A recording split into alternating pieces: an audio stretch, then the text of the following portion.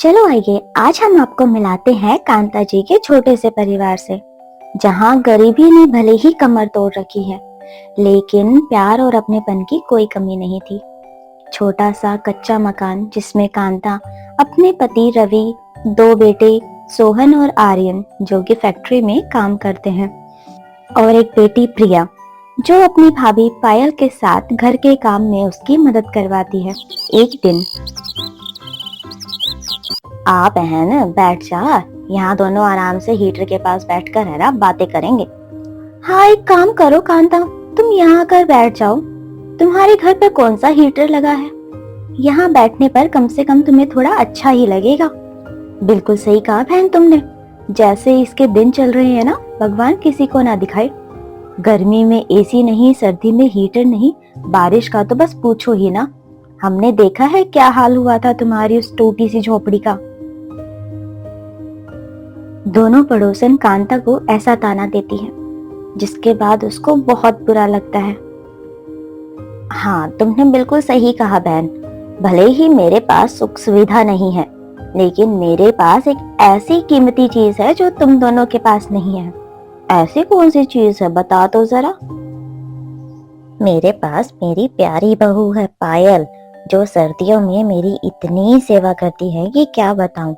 और हम लोग लकड़ी जलाकर हाथ सेक लेते हैं, जो बिल्कुल हीटर का ही काम करता है। मेरी इतनी सेवा करती है मेरी बहू, लेकिन मैंने तो सुना है कि तुम्हारी बहू तो तुम्हारी अच्छी क्लास लगाती है। दोनों को ऐसा करारा जवाब देकर कांता वहां से चली जाती है, जिससे दोनों का मुंह बन जाता है। अगली सुबह पायल उठकर चूल्हे के पास जाकर बैठती है, तभी पीछे पीछे प्रिया भी आ जाती है। अरे आज कितनी ज्यादा ठंड हो रही है, मेरा तो बिल्कुल भी काम करने का मन नहीं कर रहा। हाँ बाकी मन तो मेरा भी नहीं कर रहा, लेकिन ऐसे शरीर तो बिल्कुल अकड़ रहा है और हाथ भी ठंडे हो रहे हैं। सच में ठंड में काम करना तो बहुत मुश्किल हो जाता है, ऊपर से हमारे घर की हालत भी ऐसी है। बिल्कुल सही कहा तुमने, कोई बात नहीं, मैं सबके लिए गर्मा गर्म चाय बना देती हूँ, और मैं भाभी आपके साथ बैठकर चूल्हे में हाथ सेक लूंगी, थोड़ा तो आराम मिलेगा ही। पायल लकड़ी जलाने की कोशिश करती है, लेकिन ओस की वजह से लकड़ियां भी गीली थी, जिसकी वजह से आग जलने में काफी परेशानी हो रही थी। ठंड में ना ये परेशानी भी बहुत बढ़ जाती है, अब इसे जलने में भी टाइम लगेगा। जैसे तैसे करके बड़ी मुश्किलों के बाद लकड़ियां जल जाती हैं। उसके बाद पायल चूल्हे पर पतीला रखकर सबके लिए गर्मा गर्म चाय बनाती है। चाय बनने के बाद वो सभी को चाय देती है। अब सर्दी में गर्मा गर्म चाय पीने के बाद बहू शरीर में थोड़ी सी राहत आ जाती है, वरना रात तो पूरी सर्दी में ठिठुरती हुई ही निकलती है। अरे सही कह रही हो भाग्यवान, एक तो हमारे घर की खिड़की भी टूटी हुई है और वहां से इतनी तेज ठंडी हवा आती है कि बस पूछो ही मत। इस खिड़की को तो ठीक करने के लिए कुछ न कुछ करना ही पड़ेगा। इसी तरह सभी ठंड में गर्मा गर्म चाय पीते हुए बातें कर रहे थे। सोहन और आर्यन चाय पीकर तैयार होने के बाद अपने अपने काम पर चले जाते हैं। कुछ दिन इसी तरह बीत जाते हैं। वहीं दूसरी तरफ ठंड में पायल घर का सारा काम कर रही थी। वो पोछा लगा रही थी, तभी बच्चे इधर उधर भागकर खेल रहे थे। बच्चों के इधर उधर भागने की वजह से पायल को पोछा लगाने में काफी परेशानी हो रही थी। अरे बच्चों, इधर से उधर मत भागो इस तरह, एक तो सर्दी में पोछा लगाना इतना मुश्किल होता है, सूखता भी नहीं है जल्दी से। थोड़ी देर घर में आराम से बैठ जाओ। मम्मी हम तो बैठ जाएंगे, लेकिन बैठने के बाद बहुत ज्यादा ठंड लगती है। अब हम दौड़ रहे हैं ना, तो हमें इतनी ठंड नहीं लग रही। बिल्कुल सही कह रहे हैं बच्चे, इधर से उधर घूमने और टहलने में शरीर में थोड़ी सी फुर्ती आती है और पसीना भी आता है, जिसके बाद शरीर में थोड़ी गर्मी बनती है, तो ठंड नहीं लगती।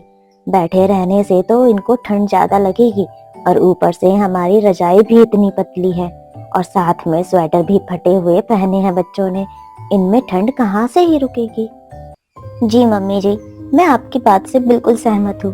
बच्चों एक काम करो, तुम दोनों थोड़ी देर के लिए बाहर खेल आओ। पायल की बात मानकर दोनों बच्चे बाहर आंगन में खेलने चले जाते हैं, जहां उन्हें उनका पड़ोसी गोलू भी मिल जाता है। अरे ओ चिंकी मोनू, तुम दोनों क्या खेल रहे हो आज? कुछ नहीं गोलू यार, हम तो बस कागज की एरोप्लेन बनाकर उड़ा रहे हैं। देख रहे हैं किसका एरोप्लेन कितनी दूर जाएगा। अच्छा तो ठीक है, आज मैं भी तुम्हारे साथ खेलूंगा। मेरे लिए भी जल्दी से एक कागज दे दो, मैं भी एरोप्लेन बनाऊंगा अब।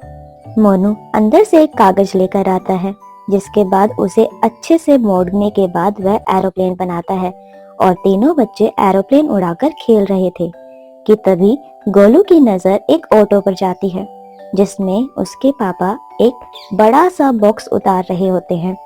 अरे दोस्तों देखो, मेरे पापा कुछ सामान लेकर आए हैं, चलो चलकर देखते हैं कि वो क्या है।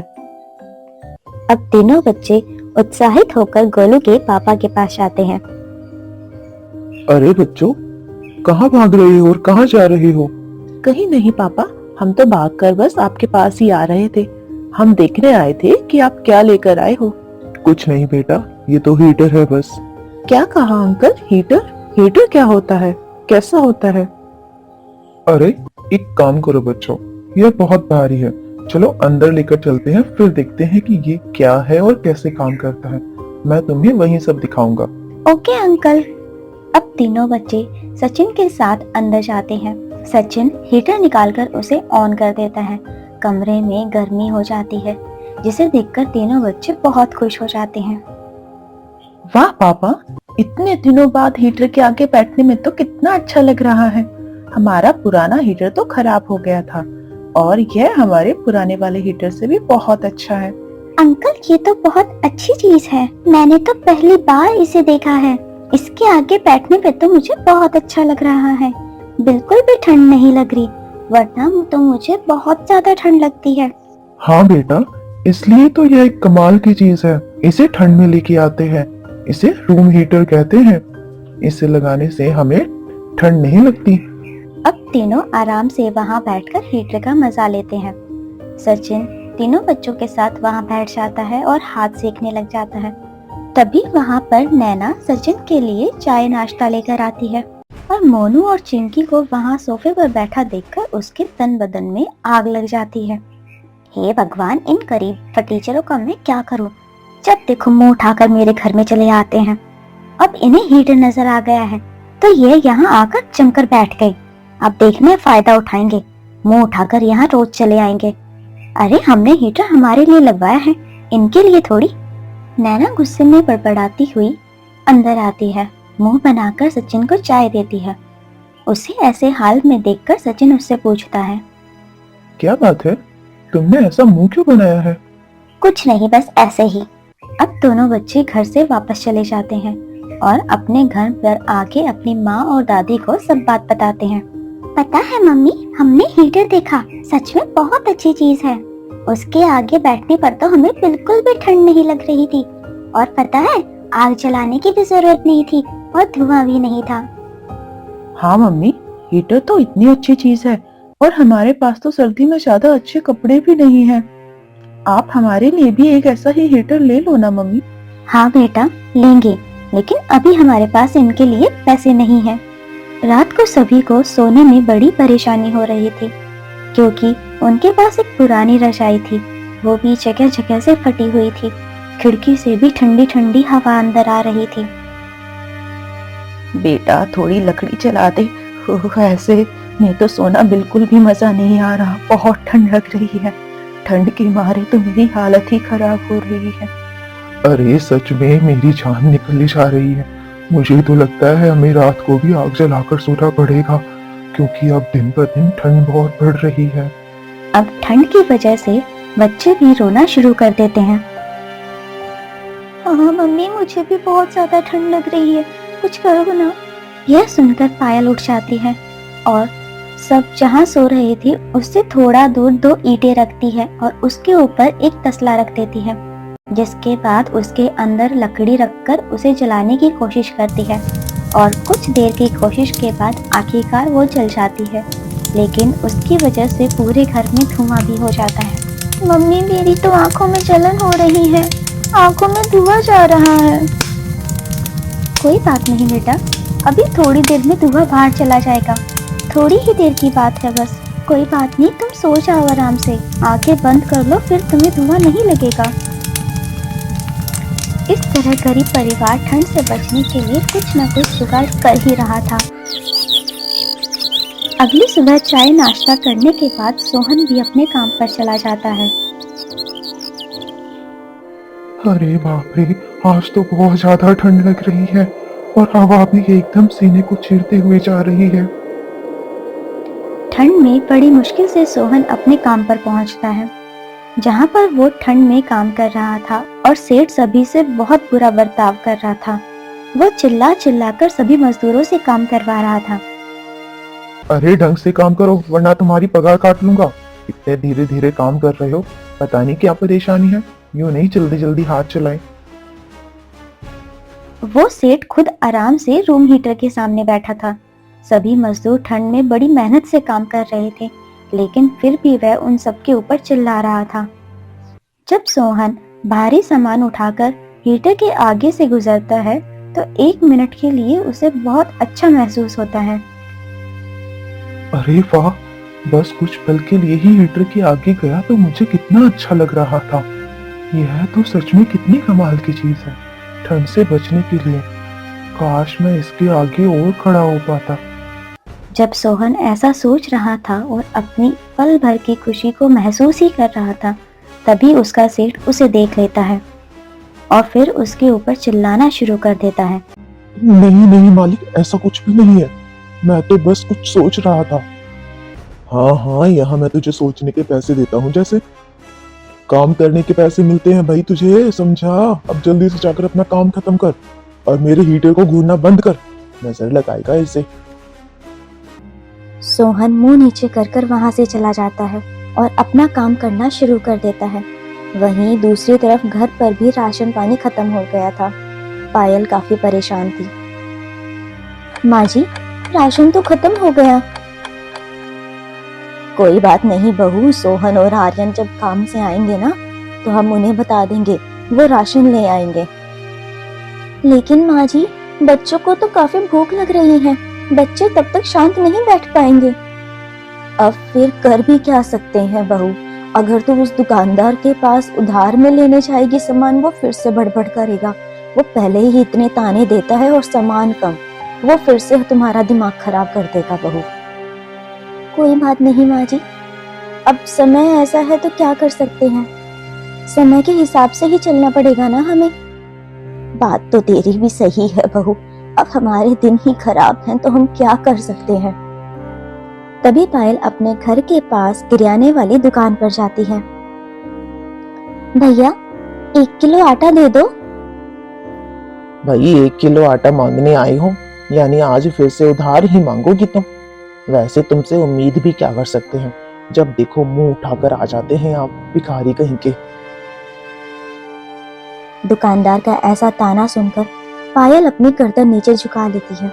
दुकानदार से 1 किलो आटा लेने के बाद वह घर की तरफ चल पड़ती है और उससे सबको गर्मा गर्म रोटी बनाकर देती है। लेकिन वहीं दूसरी तरफ बच्चों को काफी ठंड लग रही थी। क्या बात है बच्चों, तुम ठीक से खाना क्यों नहीं खा रहे हो? मम्मी, क्योंकि मुझे बहुत ज्यादा ठंड लग रही है। घर के अंदर बाहर बहुत तेज हवा चल रही है। ये खिड़की क्यों नहीं ठीक करवा लेते आप? और कुछ नहीं तो हमारे लिए थोड़ी सी लकड़ी ही जला दो। हाँ मम्मी, मुझे भी बहुत ठंड लग रही है। लेकिन बच्चों, मैं लकड़ी कैसे जला दूं? आज तो लकड़ियां भी खत्म हो गई हैं। एक काम करो, तुम दोनों गर्मा गर्म खाना खाओ, उससे थोड़ी सी राहत मिलेगी। उसके बाद मैं जंगल जाकर और लकड़ियां ले आऊंगी। अब उसके बाद दोनों बच्चे खाना खा लेते हैं और बाहर खेलने निकल जाते हैं।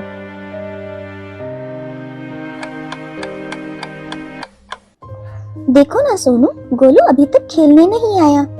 आजकल वो खेलने भी कम ही आता है। हाँ चिंकी, क्योंकि उसके घर पर हीटर आ गया है ना, तो वो आराम से हीटर के आगे बैठकर टीवी देखता है, इसलिए वो हमारे साथ नहीं आ रहा खेलने के लिए। एक काम करे सोनू, चल उसी के घर चलते हैं। हम भी थोड़ी देर हीटर के सामने बैठ जाएंगे तो हमें भी मजा आएगा और ठंड भी नहीं लगेगी। ऐसा सोचकर दोनों बच्चे गोलू के घर चले जाते हैं। वहीं दूसरी तरफ पायल भी जंगल में चली जाती है लकड़ियां लाने के लिए। आज तो बहुत ठंड है, अभी तो काफी दूर है जंगल भी। क्या करूं, पर मजबूरी है, लकड़ियां लेने जाना ही होगा, वरना बच्चों को और घर वालों को काफी ठंड लगेगी। कुछ ही देर में पायल जंगल से लकड़ियां इकट्ठा करके घर की ओर आती है। रास्ते में उसे एक बूढ़ी काकी मिलती है। अरे पायल बेटा, क्या हाल चाल है? बस बढ़िया काकी जी, आप बताइए कैसा है? यहाँ भी सब बढ़िया है बेटा। तूने जो हमारी रजाई का कवर सीला था ना, बहुत अच्छे से सीला है। इतना अच्छा कवर सीला है ना कि अब हमें उस रजाई से बिल्कुल भी ठंड नहीं लगती बेटा। शुक्रिया, तू हमेशा सबकी मदद करती है। कोई बात नहीं काकी, ये तो हमारा फर्ज है। अरे तू तो ठंड में बुरी तरह कांप रही है बेटा। बस क्या बताऊं काकी, घर की खिड़कियां भी टूटी हुई हैं, लकड़ियां भी खत्म थी। वही लेने के लिए जंगल की तरफ आई थी, अब घर जा रही हूँ। और अभी हमारे हालात भी इतने खराब हैं और सोहन जी और आर्यन का काम भी अच्छा नहीं चल रहा, जिसके कारण हम अपने घर में मरम्मत भी नहीं करवा सकते। कोई बात नहीं बेटा, मेरे पास एक आइडिया है। मेरे पास कुछ पलाई की लकड़ियां रखी हैं, तो उसे ले जा, घर की खिड़की दरवाजों पर लगा देना, खुद से ही लगा देना। उससे घर में ठंडी हवा नहीं आएगी और तुझे और घर वालों को ठंड से थोड़ी सी राहत मिल जाएगी। और हाँ, मेरे पास कुछ पुराने कंबल रखे हैं। हम तो वो रजाई सिलवाई थी ना, उसी से काम चलाते हैं। तू ये कंबल भी ले जा बेटा। बिमला देवी अंदर जाती है और पलाई और कंबल लेकर पायल को देती है। आपका बहुत बहुत शुक्रिया काकी। अरे बेटा, शुक्रिया किस बात का? तू हमारी मदद करती है तो मेरा भी तो फर्ज बनता है ना कि मैं तुम्हारी मदद करूं।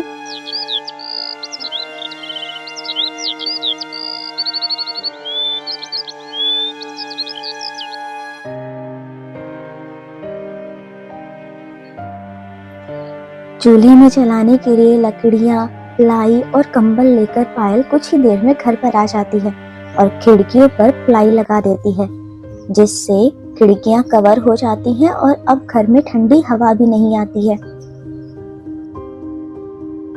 हो, अब तो बहू बहुत अच्छा हो गया है। अब तो घर में ठंडी हवा भी नहीं आएगी। शायद रात को हमें आज अच्छी से नींद आ जाए, बहुत राहत मिलेगी आज तो। सच में यह बिमला भी ना कमाल की औरत है, हमेशा हमारी मदद करती है। हाँ मम्मी जी, सच में उनकी वजह से हमें आज रात को काफी आराम मिलेगा, आराम से सो पाएंगे हम सब आज। उधर गोलू बच्चों को देखकर काफी खुश हो जाता है और उन्हें भी अपने साथ हीटर के सामने बैठा लेता है। अब तीनों बच्चे हीटर के सामने बैठकर टीवी देख रहे होते हैं। अरे गोलू यार, हीटर तो बड़े कमाल की चीज है। पता है, मुझे बाहर बहुत ठंड लग रही थी, लेकिन अब तो मुझे बहुत मजा आ रहा है। थैंक यू यार। अरे कोई बात नहीं दोस्तों, तुम मेरे दोस्त हो। अब जब मेरे घर पर हीटर खराब हो गया था तो मैं तुम्हारे घर आकर ही तो हाथ सेकता था। तीनों बच्चे बड़े मजे से हीटर के सामने बैठकर गर्माहट में टीवी देख रहे थे। दूसरी तरफ नैना बढ़िया सा नाश्ता गोलू के लिए बनाकर लाती है, लेकिन जब वह कमरे में आती है तो कमरे का नजारा देखकर उसे काफी गुस्सा आता है। अरे तुम दोनों फटीचर यहाँ फिर आ गए हो? तुम्हारी हिम्मत कैसे हुई मेरे कमरे में आने की? कमरा तो ठीक है, तुम दोनों मेरे बिस्तर में कैसे बैठे हो? पता नहीं कितने दिनों से नहाए नहीं हो, गरीब कहीं के। ऐसे तो तुम कभी भी मेरे घर में पीछे से घुस जाओगे। निकलो यहाँ से। मम्मी ऐसे मत बोलो, ये दोनों पीछे से नहीं आए हैं, मैं इन्हें लेकर आया हूँ अंदर। देखो बेटा, तुम चुपचाप बैठ जाओ। और तुम दोनों ने तो मजाक ही बना दिया है। तुम जैसे फटीचरों के पास खुद तो कुछ होता नहीं है, बस दूसरों की चीजों पर आंख गड़ाई बैठे रहते हो। जब से हमारे घर पर हीटर लगाए ना, मुंह उठाकर आ जाते हो कभी भी। अगर इतना ही शौक है ना हीटर में बैठने का, तो जाकर अपने माँ बाप को बोलो, वो ला कर देंगे तुम्हें हीटर। ये हीटर हमने हमारे लिए लगाया है, ना कि तुम्हारे लिए। निकलो यहाँ से फटीचर कहीं के। नैना बच्चों को बहुत बेइज्जत करती है और उन्हें खूब खरी खोटी सुनाकर वहां से भगा देती है। यह सब सुनकर दोनों बच्चे कांप जाते हैं, बिखर जाते हैं और रोते हुए अपने घर जाकर अपनी मम्मी को सारी बात बताते हैं। आखिर उसकी हिम्मत कैसे हुई मेरे बच्चों से? ये अमीर लोग ना, इनके अंदर दिल नहीं होता बहू। आखिर इसकी हिम्मत कैसे हुई? उसने मेरे बच्चों को इतना बुरा भला कहा। अरे भले ही हमारे पास पैसे नहीं है, हम गरीब हैं, तो हमें इतना नीचा दिखाने की क्या जरूरत थी? कुछ बहाना लगाकर ही बच्चों को बाहर भेज देती। इतना भरा बुरा कहने की क्या जरूरत थी? अभी उम्र ही क्या है ये बच्चों की? अमीर गरीब क्या है ये? इंसानियत देखी जाती है बहू। पायल दोनों बच्चों को चुप करवाती है। कोई बात नहीं बेटा, तुम चुप हो जाओ, बैठ जाओ। मैं लकड़ियां लेकर आई हूँ ना, अब देखो आग जला देती हूँ। सब यहाँ बैठकर आग में हाथ सेकना, तुम सबको बहुत अच्छा लगेगा।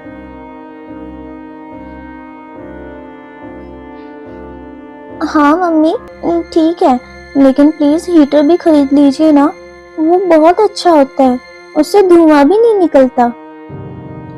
हाँ बच्चे, जल्दी ही खरीदेंगे, अभी तुम आग में ही हाथ सेक लो। अब ऐसा बोलकर पायल बात टाल देती है, क्योंकि इतने पैसे तो उनके पास थे नहीं कि वो हीटर खरीद सके। अब रात को सभी खाना खाकर सो जाते हैं। थोड़ी ही दूर तसले में आग जला रखी थी, जिसकी वजह से घर में थोड़ी सी गर्मी फैली हुई थी। सब आराम से सो रहे थे। लेकिन रात को जब सब सो रहे थे, अचानक से रजाई का कोना आग पकड़ लेता है। हे भगवान, ये सब कैसे हो गया? पायल उठकर जल्दी से आग बुझा देती है। उसकी आवाज से सभी घर वाले डर जाते हैं। यह सब देखकर सब बहुत परेशान हो जाते हैं। भगवान का लाख लाख शुक्र है बहू, तेरी वजह से आज हम सब बच गए, वरना बहुत बड़ी अनहोनी हो जाती।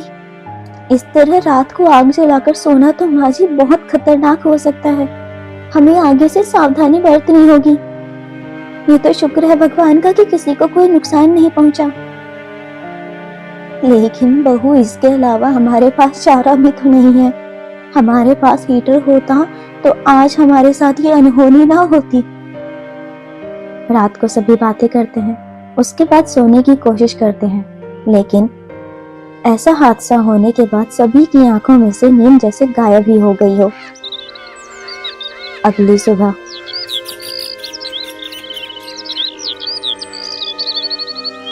मम्मी, बहुत ठंड लग रही है, हमारे लिए भी हीटर खरीद लो ना। बच्चों को परेशान देखकर पायल सोचती है कि आखिर वो एक बार जाकर हीटर का दाम ही पूछ ले दुकान में, क्या पता वो खरीद सके। इसलिए पायल एक दुकानदार के पास जाती है। उसे एक हीटर पसंद भी आता है। भैया, ये रूम हीटर कितने का है? मैडम, ये कम से कम 8-9 हजार का होगा। दाम सुनकर पायल चौंक जाती है और वापस मुड़कर घर की तरफ आती है। हे भगवान, मेरे पास तो ठीक से 250 रुपए भी नहीं है, 9-10 हजार का हीटर मैं कहाँ से लाऊंगी? अब पायल निराश होकर घर की ओर वापस आती है तो देखती है कि घर के आगे गोलू बेहोश पड़ा था। पायल यह सब देखकर चौंक जाती है। नैना किसी काम से बाहर गई हुई थी तो गोलू घर पर अकेला ही था। गोलू को ऐसी हालत में देखकर पायल गोलू को अपने घर ले गई। अरे बेटा, तुम्हें तो बहुत तेज बुखार है, चलो मेरे साथ चलो। उसको अपने घर में लाने के बाद उसके ठंडे पानी से पट्टियां करती है। साथ में वह डॉक्टर के पास भी लेकर जाती है और नैना को फोन करके बताती है, तो नैना डॉक्टर के पास पहुंच जाती है। सही हुआ जो आप टाइम पर इसे अस्पताल ले आए, इसको बहुत तेज बुखार है। ठंडे पानी की पट्टी करने की वजह से थोड़ा सा खतरा टल गया बस। इतना कहकर डॉक्टर वहां से चले जाते हैं। यह बात सुनकर नैना को बहुत बुरा लगता है, साथ में उसे शर्मिंदगी भी महसूस होती है। वह आंखों में आंसू लिए पायल से कहती है, तुम्हारा बहुत बहुत शुक्रिया पायल, अगर तुम नहीं होती तो पता नहीं क्या हो जाता गोलू को। कोई बात नहीं नैना, ये तो मेरा फर्ज था।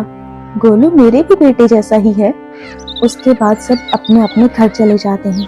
अगले दिन नैना स्पेशल मूंग का हलवा बनाकर पायल के घर आती है।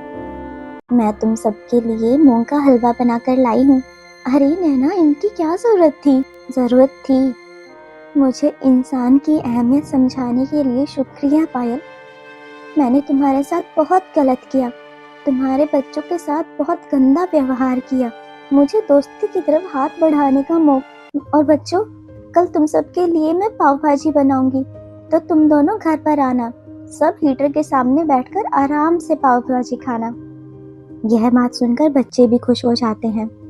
इसी तरह उन सबकी दोस्ती हो जाती है। अगले दिन पायल बच्चों को लेकर नैना के घर पहुंचती है। पायल, हमारे घर पे पुराना हीटर जो खराब पड़ा है ना, उसमें ज्यादा दिक्कत नहीं है, बस उसकी कॉइल बदलनी होगी। वो तुम किसी भी इलेक्ट्रिशियन से करवा सकती हो। और ठंड भी इतनी ज्यादा है, मैं चाहती हूँ कि तुम ये हीटर ले जाओ और इसे ठीक करवा कर इस्तेमाल कर लेना। शुक्रिया, मैं तुम्हें शाम तक इसके पैसे दे दूंगी। अरे कैसी बात कर रही हो पायल, ये मेरे काम का नहीं था, मैं तुम्हें दे दिया, शायद तुम्हारे काम आ जाए। इसमें पैसे की बात नहीं है कोई। पायल काफी खुश होती है और रूम हीटर लेकर अपने घर आती है। तभी थोड़ी देर बाद शाम को सोहन घर पर आता है। हीटर को देखकर सोहन हैरान हो जाता है। क्या ये हीटर तुम लेके आई हो? क्या ये काम करेगा? नहीं, ये हीटर तो मुझे नैना ने दिया है। उनके पास रखा था ना, तो उसने मुझे दे दिया। इसके अंदर की कॉइल खराब है, हमें इसे बदलना होगा। आपका एक दोस्त है ना, वो इलेक्ट्रिशियन, आप उसके पास ले जाइए।